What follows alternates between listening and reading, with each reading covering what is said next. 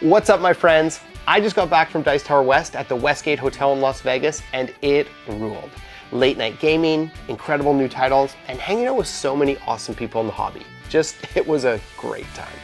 Every convention, I'm like, I need to take more photos and videos. Then I get home and I'm disappointed in myself. So needless to say, I didn't grab as many photos and videos as I wanted to, but I did film one solid walk around tour when I first got there. So today, I'm gonna take you on a fun little guided tour of Dice Tower West, and I'll share some of my favorite moments along the way. So if you've ever wondered what going to Dice Tower West might look like, here's a taste. Let's jump in.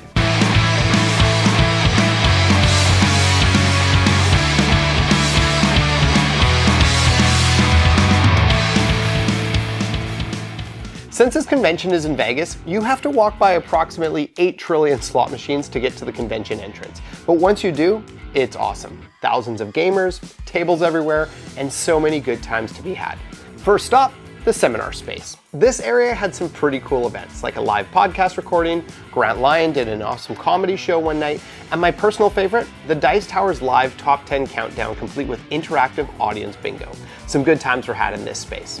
Next is the Overflow gaming area, which is prime territory for crazy late night gaming sessions. One night, I stayed up until almost 4 a.m. playing a strange NASCAR themed game called Thunder Alley. Definitely a bit different than my usual type of game, but I was hanging out with an awesome group of people, including my good friend Ashwin, whose new game Chicken Fried Dice is on Kickstarter right now. So pause this video and go check it out. I'll wait.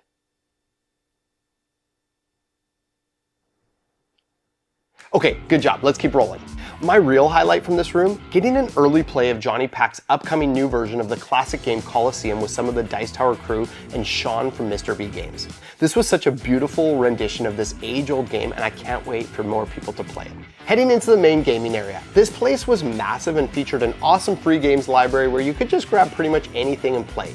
There are way more games than you could ever possibly need to pick from. I've played 2 games that really stood out to me. First, Oakspire from Lucky Duck Games, which is hitting Kickstarter very soon.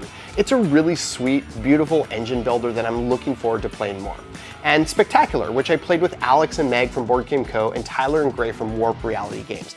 I have no clue how I missed this one before. I loved it and would definitely recommend you check it out. Over here is the prototype area. Always a fun zone at conventions where you never know what you'll come across. There were a bunch of designers showcasing upcoming games and getting real player feedback. I tried a couple of games here, but my highlight was Flavor Burst from Lincoln Hop, the game bard, both because the game was fun and also because Lincoln is a legend. Check out his content if you haven't already. Over in the demo area, publishers and designers were showcasing both new and released games. I spent a couple hours here demoing Hairband. The designer Dickie even brought rock and roll wigs for everyone, but for some reason, he didn't think I needed one. By the way, if you haven't seen it, I just dropped a Rip Up the Rules video for Hairband. Click here to check it out. And finally, the exhibition area with rows of fantastic publishers. I hung out at a few booths with publisher friends and ran some demos for them, including Capstone, who I just covered Tea Garden for. Click here to check it out. Indie Boards and Cards, where I was showcasing one of their new murder mysteries, and All Play, where I got to demo a bunch of games, including Soda Jerk, which I also just reviewed. You know the drill. Click here to check it out.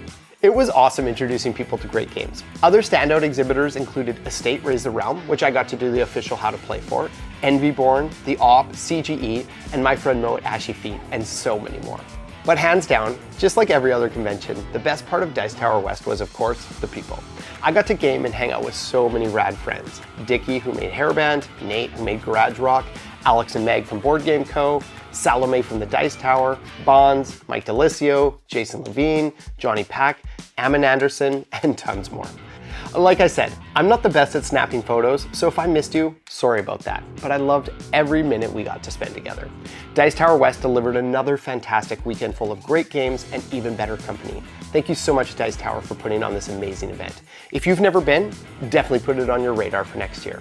I'm Ryan from How I Roll, and there's always room at the table for you. So if you ever see me at a convention, come say hi. I'd love to chat or even play a game with you. Thanks so much for watching. I'll be at even more conventions this year, so hit that subscribe button and turn on notifications so you can journey through those ones with me as well. See you later.